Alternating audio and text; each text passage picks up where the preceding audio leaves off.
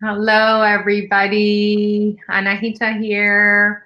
I am here with the beautiful Dr. Kelly, as promised in advance. I've been super excited about this opportunity to interview my dear friend, sister, mentor, powerful woman, powerful, gifted healer, best-selling author, and just a joy to be around. So Oh, thank you, Anahita. without further ado, I'll just let Dr. Kelly maybe introduce herself. Yeah. Yeah, absolutely. I am the founder of Pink Tent, and historically, I've been doing this work for over a decade, really helping empowering women in conversations around sexual shame and learning how to live their best life. And it started with really working with a niche, a very highly, a community of women. When really we look at statistically speaking, we're talking about at least 1 in 4 women who have the symptoms or have the diagnosis of genital herpes. So that's where the conversation started, and Pink Tent is expanding and growing to really support all women around sexual shame and learning to fall in love with ourselves, because that's what the name of the game is love. Beautiful. Right? Yeah. Yes, such powerful work you're doing, Kelly. Really beautiful. And I'm really Thank you. excited about this expansion that you're setting in motion for the business and really helping more and more women around empowerment and to really debunk sexual shame. And so, on Yeah. that note, I'm curious, why the subject is dear to you, why out of all the wonderful things you could do that you would move into this niche. If you can tell Yeah. a little bit to our audience about it. Absolutely. So my journey started back in my 20s. I was 23 years old, and I just graduated from the University of Colorado here in Boulder and a degree in psychology. And I felt like the world was my oyster. And I loved to travel. And I'd promised myself that when I graduated college, I was going to travel the world. And so I set on a trip with my backpack and my sister by my side. She said yes, that she would join me on this journey. We had planned to go away for 2 months, and we had, done some really cool things together. We started off our trip in Paris, and we traveled all around. We even explored some Eastern European countries, and it was a time of my life. I mean, you're young and vibrant. You just got your degree, and the world is your oyster. You can do anything you wanted.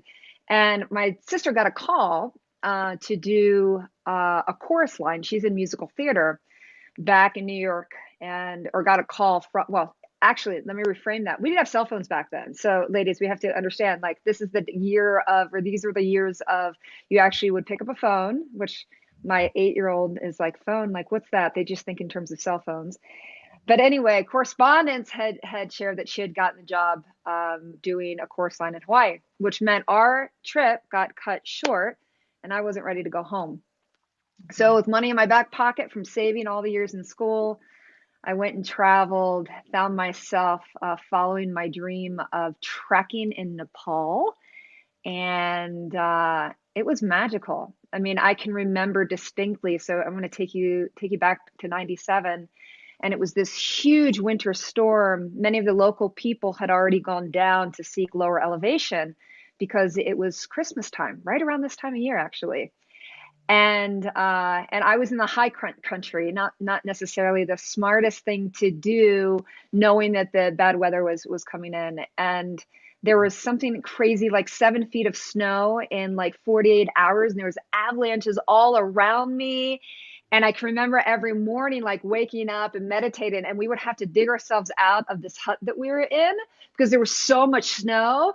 And it was like, it was so cool. But I have to admit, we were wondering, like, how are we ever going to get out of this high camp? There's not enough food, there's not enough, warmth. And so eventually we knew we had to hike down. So giving you the expanded version, today. But if you can imagine, you're like this in this spiritual place of, oh my gosh, like next to the heavens. And I can remember looking up and asking for guidance. What am I supposed to do with my life?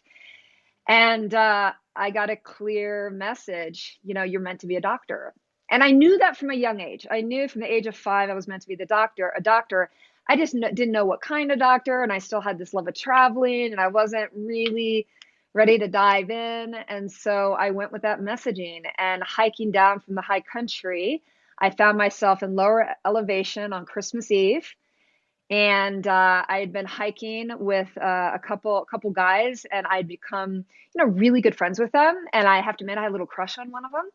And it was Christmas Eve, and I was really lonely. And the local like pub in this out in the middle of nowhere kind of place, uh, beer was going, flowing, and so I'd had a couple of beers, and I was depressed and missing my family. And so I walked back to the kind of like a hostel where I was staying. And I can remember I treated myself to chocolate cake, and I was like, okay, chocolate cake, and I'm just going to go to bed. And so this guy that I kind of had a crush on, we, made out, and I thought it was good. And things though started to progress faster than I wanted to. And like many women, we find ourselves in this situation where a no is they cross the line, a no is they cross the line, and it's not they're, a man or a partner could be really aggressive and not listening to your no's. And finally, I kind of pushed him off, and it had gotten clothes were starting to kind of move around. And so anyway, that's how I contracted it. And I thank God that I wasn't raped, but there was oral to genital contact, and it was in 3 seconds my life changed. Right. So that was the night, Christmas Eve, that I contracted that virus. Wow. And I woke up the next morning with symptoms, and it was painful.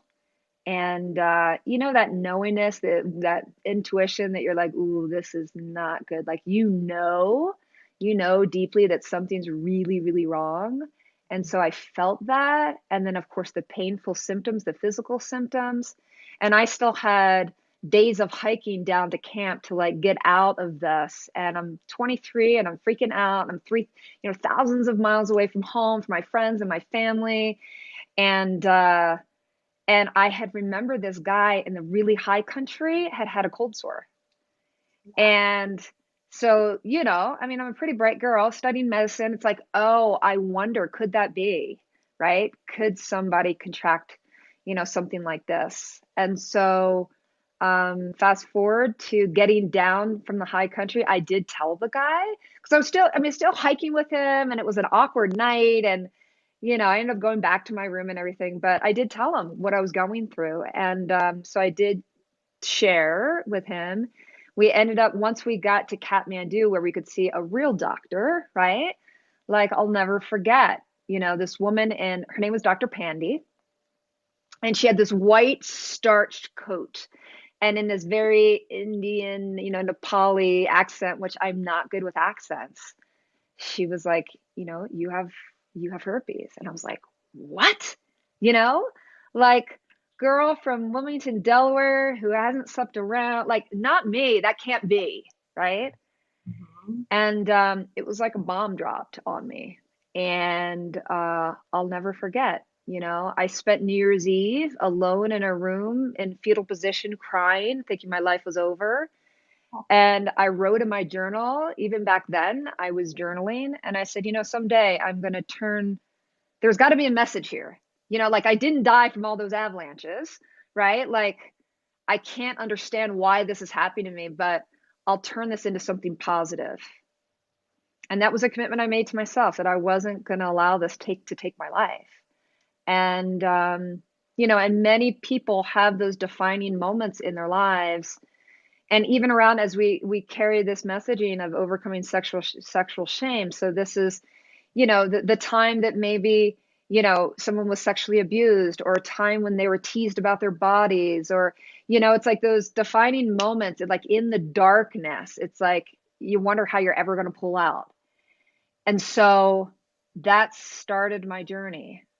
Started my journey of empowerment. And so I've been in this conversation for a long time with women, and I realized sexual shame, it seems like almost every woman, if you really connect to them, like deeply, there's some level of shaming around body, body stuff, or relationships that have gone bad, or miscarriages, or infertility, or there aren't a whole lot of women that are really comfortable in a healthy way around their sexuality.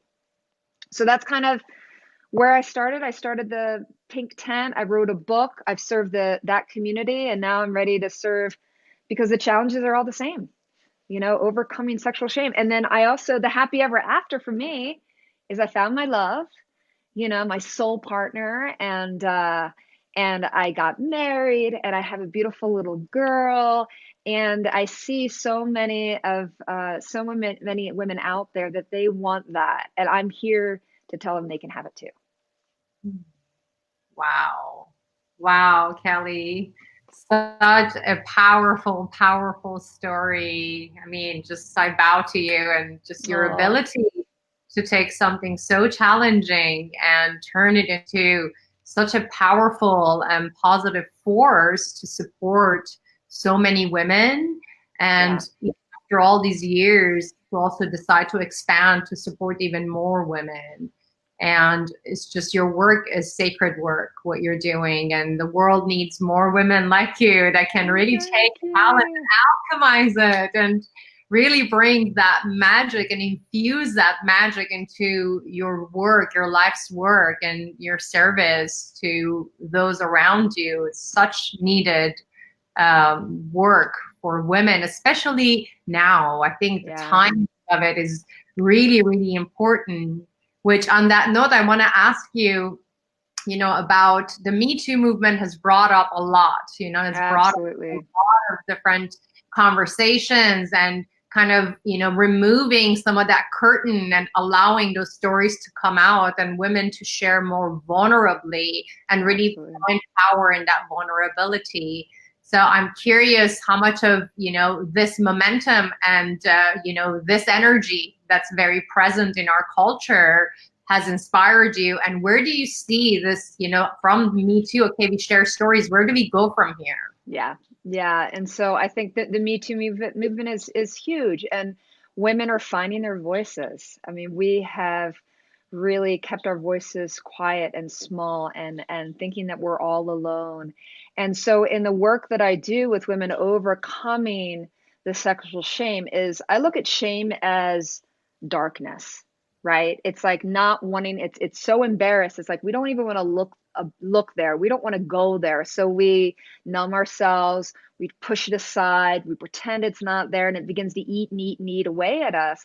And so what the Me Too movement has done in such a brilliant way, it's saying, hey, you're not all alone, right? Like we can stand arm in arm. And and I think the first step is of healing is to be witnessed, right? Mm. And so being witnessed can be with a best friend. Being witness could be with a brother or a sister or somebody you don't even know, like eye to eye, soul to soul, being witness. So it can be done one on one. It can be done more in a social media platform, like whatever avenue a woman chooses to be just witnessed. I think what the Me Too movement has done so beautifully is to have a place and a platform for women to share authentically what has been in the darkness for them, what has been in that deep, dark, shameful place. And so by doing that, just by opening the mouth, it sheds some light. It's shed some light on this darkness. And sometimes that first step is sharing the story, like in a journal entry, like it's just self to self, like witnessing self, right? So I think what the Me Too movement has done is it's brought a really beautiful healing to for women to realize they're not alone.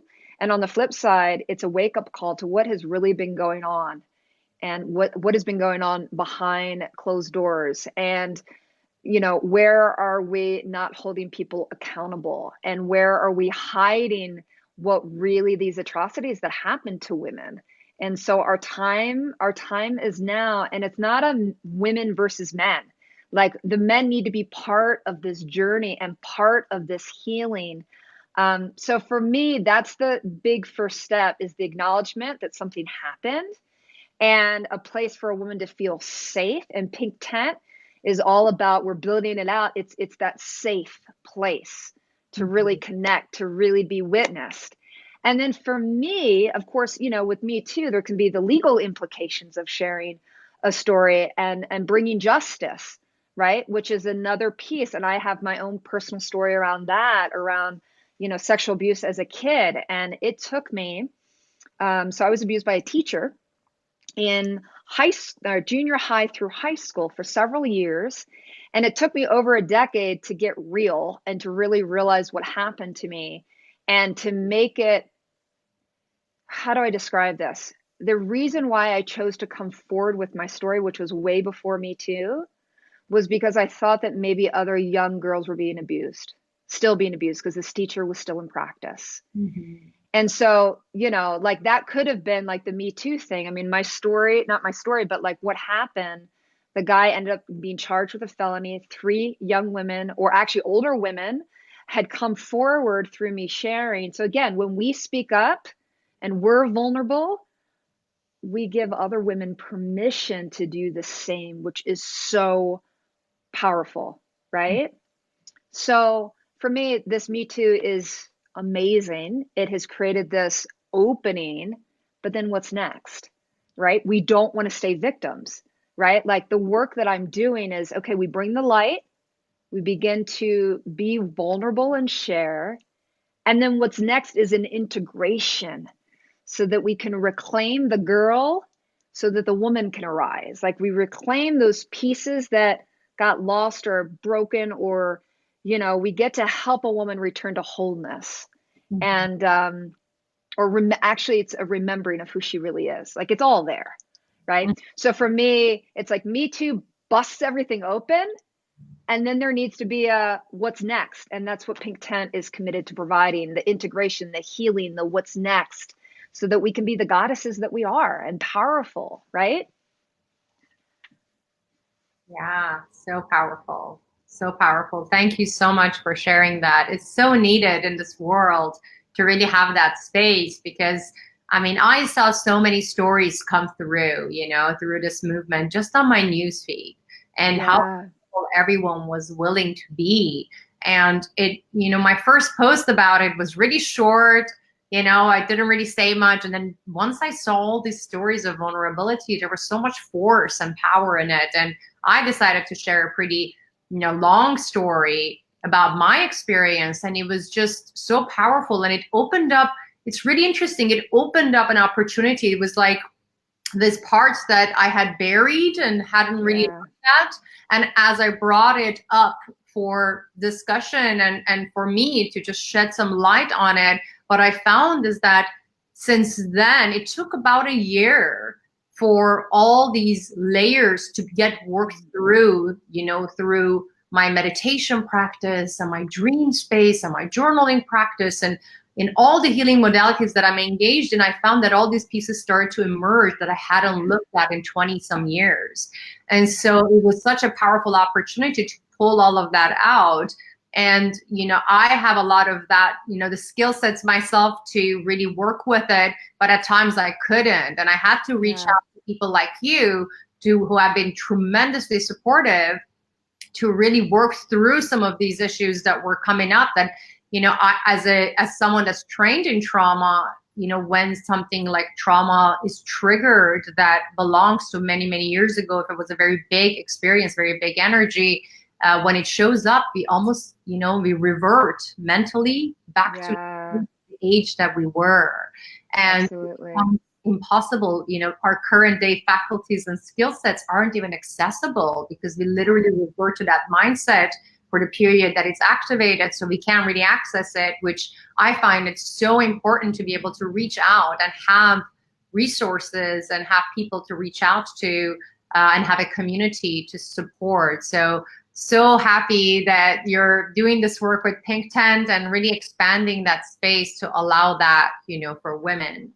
Absolutely. And you bring up a really good point. And I think this is part of the healing, is that especially as many women who have been through a lot, they come out and they'll share, well, I came up so much stronger. And so I'm independent, right? And there's a lot of pride in that. Like some women will come out and they'll feel stronger in some ways. And some women, it will like put them in the other direction of feeling very weak and very feeble, right? But no matter where you are on that spectrum, we all respond to trauma differently and we all integrate it differently. The one thing that you say that I think is so true is it's a journey you can't take all alone. Mhm. Like we are social animals and we are meant to connect and meant to, uphold one another. And I can tell you a big game changer for me was meeting my now husband and feeling in that safe place. So yet, another layer would come up and my friendships. And so I think you bring up a really good point. No matter how many tools you have in your toolbox, right? That that place that we're social beings and we're there to help one another and uplift one another. It's not a journey we're meant to take alone. Yeah, absolutely. Yeah. Thank you so much for sharing that. So on that note, for maybe perhaps we have some male viewers, I'm Hmm. curious about some of our male viewers. What's your perception on how men can support women, in this post kind of Me Too era? How can they really show up? What is the container? What kind of a support system can they provide for women? How can we change the dialogue? How can we change the environment? If you have any input for some of our male viewers. Yeah. So for our male viewers, I think the biggest thing is a woman needs to feel safe. I think that's a number one, and just providing that space. And so sometimes that space looks like just being held and not saying a thing. Sometimes, I think as, men, uh, and I can, so it's not just men, it's men and women. But when our partners are hurting and we see that, what do we want to do? We want to fix it, right? And these kinds of conversations, um, as I said, sometimes, for our male partners to be able to say, hey, I'm here to just provide this space. If you want some ideas or solutions, we can do that. If you just want me to hold you, so ask questions like, sweetie, what do you need? And you know what? A lot of times she's going to say, I don't know. And that hold the space for us. Like, there is nothing more, as a heterosexual woman, like, there is nothing more sacred than a man standing in his power and just opening up his arms and for us to collapse in those arms. Like, really, so it's more about who you're being as a man as opposed to what you're saying, or even noticing, like, for some women, we, especially in the bedroom, there could be, if there is sexual trauma or sexual abuse or something around, or maybe a woman not feeling um, confident in her body, which is pretty much a lot of women. Like sometimes there could be something our partners that could do that could trigger a memory. So just being sensitive that if your female partner, if you notice something shift, to get curious, and not to take these things personally, because sometimes a woman that's being triggered, she doesn't even know why she's being triggered. So again, I think the number one thing is presence and holding the space. And Mhm. if that is your commitment to hold the space to make her, to allow her to feel safe, then you've done your job as a male partner. Beautiful. Beautiful. Yeah, Yes, I definitely agree with all of that, just being, you know, just being. being in your presence and with the open heart and kindness, mindfulness, just being is enough. We always get in the fixing mode and doing mode and often these things just require just a grounded presence and that's all. So very beautiful. Absolutely. Yeah. Absolutely. So on the subject of sexual shame, I'm curious, if you can, tell us a little bit more about what are some categories, some layers that you've come across, through your decade of working with women. What are some of the core ways that women experience this sexual shame, and how can we approach it? What is the process to really debunk it and really heal those parts and move forward? Yeah. So I would say, there's so many layers of sexual shaming, and a lot of it is cultural, right? And what I mean by that is when we're talking about sexual shaming, what's the first word in sexual shaming is sex, right? And I don't think that we're a culture that really supports men or women in healthy sex conversations. And I don't mean about intercourse, but I mean just about healthy sexuality, right? And so I think a lot of women, we go into that place of comparison. And so we're looking at what appears to be the perfect women out there, right? Like the perfect bodies, like what the media shows us. And so I think the first place we go wrong is the identification with what a woman should be, and then we compare ourselves, right? And around sexual shaming, what that looks like is a lot of times like she is, um, more beautiful, or she gets more attention from men, or the attention that she gets, is it healthy attention? Like all of that, we just get all wrapped up and we don't know how to handle or deal with the energy, right? So it's like the men don't know how to give the energy and the women don't know how to receive it, and we're all just confused, Mhm. right? And so I think that how sexual shaming first shows up is comparison. Mhm. Like, oh gosh, if they only knew, like, what if the man that I'm interested in dating, what if he knew that? And so I'll bring up some of the topics. What if, what if he knew that when I'm intimate, sometimes I cry, or sometimes I shake, or sometimes I just, sometimes I'm triggered a little bit, or what if he knew that I can't orgasm?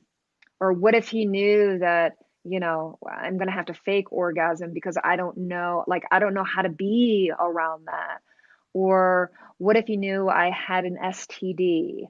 Or what if he knew that, gosh, I don't really feel confident in the bedroom? Like, I don't know what to do with him, you know? Like, so I think, I mean, there's a lot here, and I know because I'm not like boom, boom, boom, boom, because there's so many different layers. Or if you're talking about like a younger woman that wants to have babies and maybe she's discovered she's infertile, right? And so there's like this underlying, like, am I enough? Am I lovable? Right? Like, would someone ever accept me? Women feel like they're damaged based on sexual history and what's happened to them. So I would say the first, one of the first simple things to do is just literally just meditate or just journal. Start to just be present Mhm. to like what you're noticing, right? I think another big thing is to when you're ready, reach out and really connect to somebody, because I think what you'll find is in being vulnerable, that potential partner that you're with or that friend of yours is really going to get you much more than you ever think. And they won't judge you like you think they will, right? Like you probably think it's this huge thing and you're so different. And then your best friend reflects back to you, oh, that same thing happened to me. And it's like, what? Right? So that willingness to open up, kind of like the Me Too thing, like it doesn't mean you have to go pay, put it on Facebook, or like it starts with simple conversations, one-on-one, simple conversations. So the first conversation I think is with self, journaling. The second phase would be connecting with another human being. And then the third phase would be, seeking some support. So there are different support groups depending on, what happened or what you're dealing with. Um, Obviously, Pink Tent is a beautiful place, and as I said, we're expanding that messaging. So I work with women one-on-one. I work with women in, one to groups. I know that you work with people who have gone through trauma. There are so many resources. There's local support groups depending on the topic. So the sooner that you can ask for help, the better. Mhm. Yeah. Mm, beautiful. Wow. Thank you so much. Such important, information that you're sharing here. And I'm sure that it resonates with a lot of people. We don't talk about these things, No, I don't. and that's why I decided to put this out there, because we don't talk about these things. And I think it's really important for women to know that there are people out there like you that provide this support system for a long time, that this exists, that they don't have to suffer on their own and move through the shame or hold on to it for the rest of their lives, that they can be liberated with the right kind of support. On that note, I think part of this is self-love and the Totally. love, and which is something that personally has been up for me quite a bit. It's just like you think you really love yourself, and then something happens, and you find little nooks and crannies that you're still Mhm. holding on to some outdated, distorted story. So I'm curious if you have any tips, quick tips for self-love, to generate more self-love in your life, that you can share with our audience. Absolutely. And so, yes, self-love and worthiness and forgiveness, that's some of the names, the name of the game. So self-love is really starts simply, right? Like we as women often will put everybody else first, and we'll make sure all of those that we love or our people that we work with, that all of their needs are met. And so we show up as coaches for them, we show up connecting for them, and then we notice over time, like we're becoming more fatigued. We're not taking that time for meditation. We're not taking that time for exercise and eating well. So self-care, let's go back to some basics, a bath. Like there is nothing more sensual and pleasurable than an Epsom salt bath with some candles lit. Mhm. It's next to nothing, right? But it's time. Like as women, we deserve pleasure, like really, really pleasure. And so for many women in sexual shame, they cut off that sexual pleasure, right? So I encourage women, rediscover yourself, pleasure yourself. So a bath, some chocolate, right?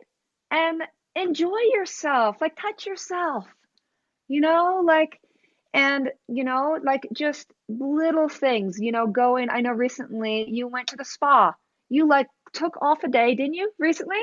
You're like, this is my spa day. This is my self-love day, right? It could look like going to a restaurant and ordering something just fantastic, something you normally wouldn't order for yourself, and but that you just absolutely love.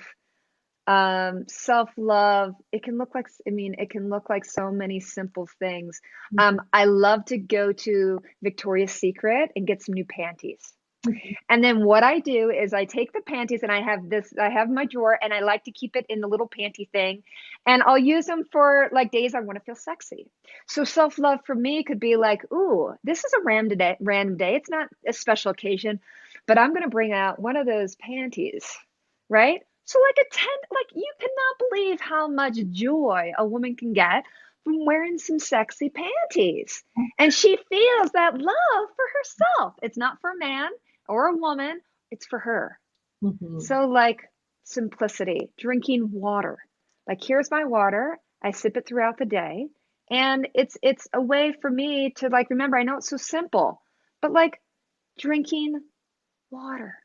So take time for yourself. I was just got off the phone last night with a woman who she is like she is amazing. Like you look in this woman's eyes and she's just got the brightest eyes and the brightest smile, and she's a workaholic. She's a minister on the weekends. She works in the financial district, like, Monday through Friday. And then when she's done with that, she goes and helps physically and mentally challenged people. And she doesn't get home till like 10 o'clock at night. Right. And she does this. And she's like, you know what? I know why I do it, because I don't want to sit still and be with my thoughts and be with, that part of me that doesn't feel like I'm enough, that doesn't feel that I'm worthy. So women, stop working so hard and distracting yourself. Like set up some time for me time. Get more comfortable with me time. Fall in love with yourself. So make dates for yourself. Like set Mhm. up a date. Like, okay, go to the zoo on a Wednesday, half day, take the day off work, or and go to the zoo and connect with animals. So it's the simple things in life. It doesn't have to look like big, huge vacations. It's the daily simple exercises that reunite you to yourself. Mm. Beautiful. Wow. Just so good. The magic and the simplicity and the accessibility of it. And just really, it's all about creating space for it. That's It all. is. Committing to it. I have a commitment to taking an Epsom salt bath a week at the very least. Sometimes I do it twice a week, but the once a week, I won't miss it. It's like my, Yeah. and it's so pleasant, feels so good. And you just feel like, yes, I'm taking really good care of myself, or cooking myself a decadent meal. I mean, Yes. I do this at least 3, 4 times a week. I cook meals that I would just cook for a dinner party, and I cook it for myself. And it just feels Totally. good to take such good care of myself, and so important. So thank you. Absolutely. So Yeah. anything else you'd like to share before we talk about some ways that some of the audience can get in touch with you? I think we've covered a lot. I think the last thing that comes up for me as I'm thinking about this, the sexual shaming, I think we can't not at least share how the heritage that you come from, that can really, like, we look at America coming from a Puritan, like, you didn't talk about, I mean, sex was like sinful, right? And for a lot of religious people, come from different religious backgrounds, like, they think that God is punishing them. Like, these are real things that really can, degrade that shaming more and more and more. And so I just didn't want to leave the call without bringing that up. Whatever it is that you are dealing with, you know, um, God or spirit isn't trying to make you pay. It's not payback, or like the people who believe in karma. It's not your karma. Like whatever happened, and now it's time to heal. And now it's time to really give yourself love and celebrate the inner goddess. And so don't believe the thoughts in your head, right? Yeah, that's the last piece. I kind of just wanted to kind of wrap it up. Hmm. Yeah, beautiful. Really important. Thank you. So, Yeah.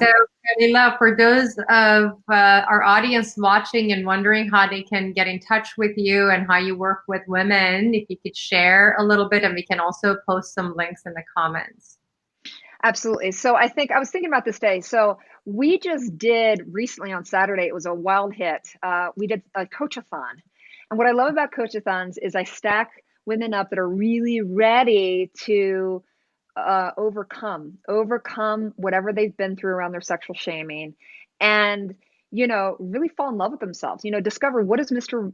Right look like? What does a healthy relationship look like? What it would be like to, like, discover that soul partnership. And so anyway, it was a fantastic success on Saturday. So what I've done is I've totally cleared my schedule this Thursday, and it would be an Irresistible You coaching session. And while I could send you to a link that you could book it on your own, I think let's add that layer of intimacy. Here's a very easy way to do it. And what I'll do is it'll be first come, first serve. It'll be complimentary. We'll spend about an hour together, really over that time, getting clear on what it is that you want. What does your happily ever after look like? What's holding you back? And come up with a game plan. Especially, holidays are tough for people. So if you are interested in an Irresistible You session, why don't you just message me on my Dr. Kelly page? So all you'd have to do is go to Dr. Kelly Schuh. So that's at Dr. Kelly Schuh, and Schuh is SCHUH. And just PM me, private message me, and say, hey, I'm interested in that Irresistible You. And then we're going to do the sessions right now. I think we're going to do every 2 hours, and I'm on Mountain Time.